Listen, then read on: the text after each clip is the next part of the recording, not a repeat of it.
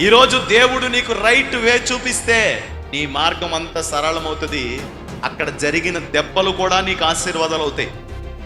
కానీ నిన్ను సాతాను గనక వేరొక మార్గంలో తీసుకెళ్తే అక్కడ తగిలిన దెబ్బలన్నీ నీకు మచ్చలవుతాయి. దేవుని మార్గంలో తగిలితే దెబ్బలు అవన్నీ అనుభవాలు, ఆశీర్వాదాలు అవుతాయి. సాతాను గనక నిన్ను దెబ్బ కొడితే అవి మచ్చలు, నాశనం అయిపోతాయి.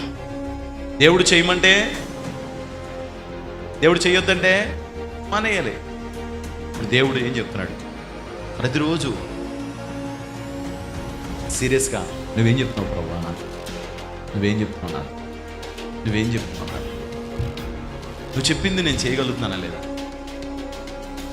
నువ్వు చెప్పింది నేను నెరవేర్చగలుగుతున్నానా లేదా ప్రభువా?